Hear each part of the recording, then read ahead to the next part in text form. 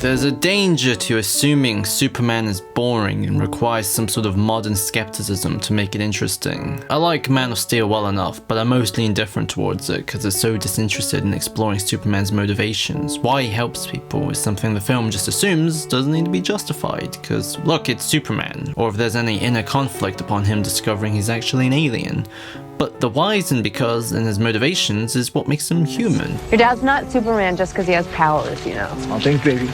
When you see the character's godlike powers through the lens of the fact that at its core is really a story about a child of adoption, a child that's an immigrant refugee who yearns for the home and family he never saw while also tries to reciprocate the love he received in a world that took him in, you begin to understand that he's the most human superhero of them all. You mean Santa wrapped them?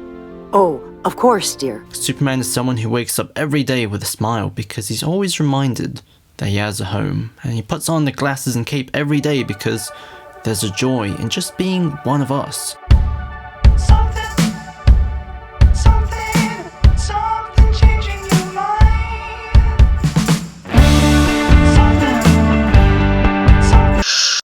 There's a moment in the Superman-Batman comic that has always stuck with me, and that's when Superman was paralyzed by the idea that he landed on Earth as an ugly squid alien monster thing, and he only was adopted when his appearance was changed into a human baby. So then in reality, he was never truly welcomed. You're wrong. Clark Kent is a fiction, a pathetic attempt to fit in. Then why did you bother to come back, to say goodbye? Or because you know these feelings are wrong? If you had any idea what I was when I first landed, an alien, a monster, you were a child saved from a dying planet, and you are different, but not like you think. The people born to this world have a tendency to take it for granted, but not you.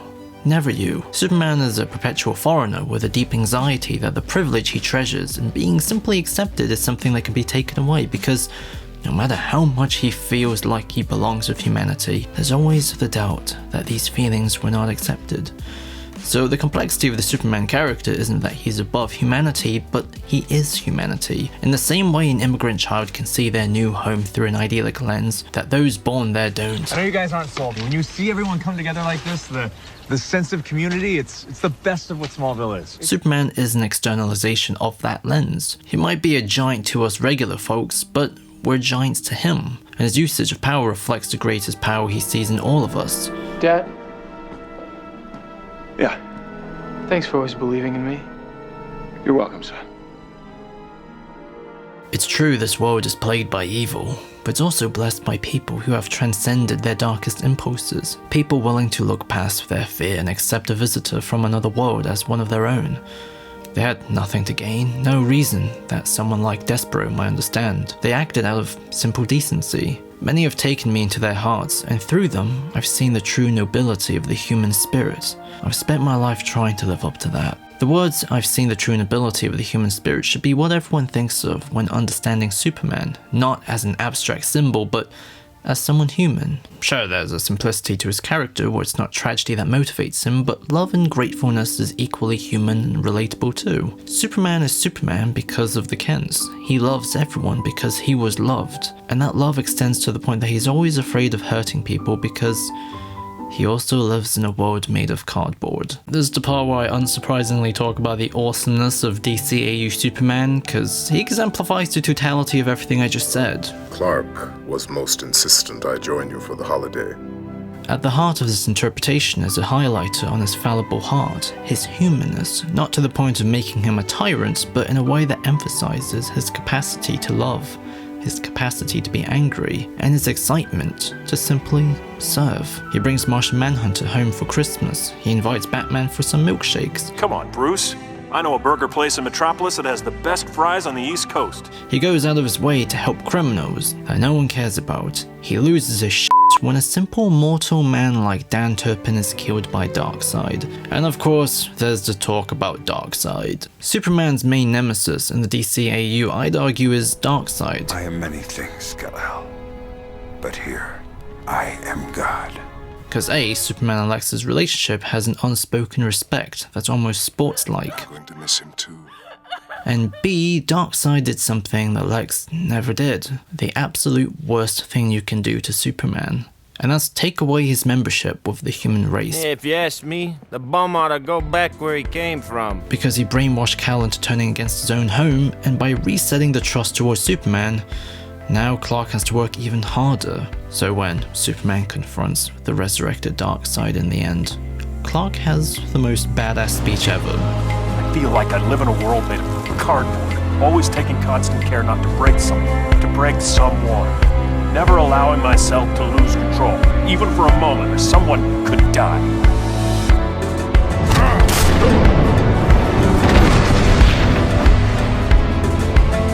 But you can take it, can't you, big man? What we have here is a rare opportunity for me to cut loose and show you just how powerful I really am.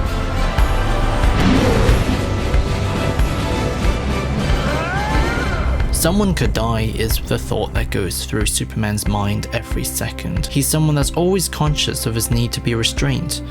At the core of his being is a tension between his desire to be treated as human and his own danger, but just giving up is never an option because the effort is who he is. The effort is what he sees in us.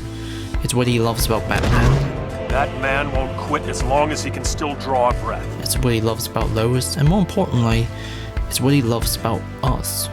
The thing we don't see often, but he sees every single day. That's why he wants to inspire us, so we can live up to exactly what he loves about us. Every time we read a story about an invisible angel helping someone, we knew our Clark had to be nearby.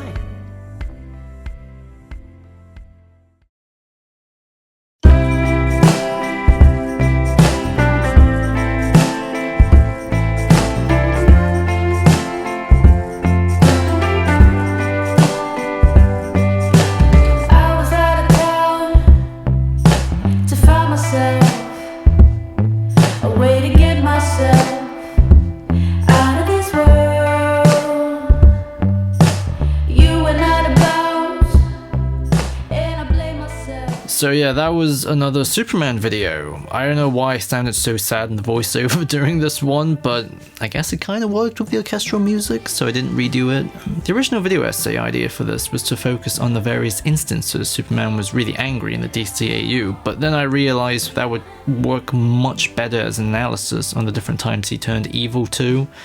So I can have like kind of a holistic viewpoint. But then I also wanted to make a video about Superman's immigrant themes and the idea of him being a person after the Man of Steel video, where I only really mainly talked about the film and nothing else. So this and that video form a sort of duology of sorts. One is about where Superman is an abstract symbol. This is about him as a person. Anyways, special thanks to everyone on Patreon. I'm gonna try and maintain a 3-video a week schedule for this month because I just want to get every video I ever wanted to make off my chest before 2023. So that also means a Cobra Kai video is coming soon, kids.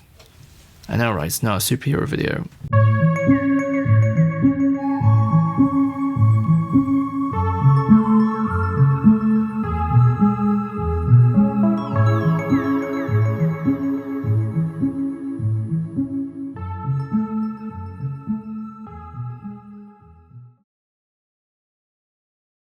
Where's Superman? How come none of the good ones are here? I came to see Superman.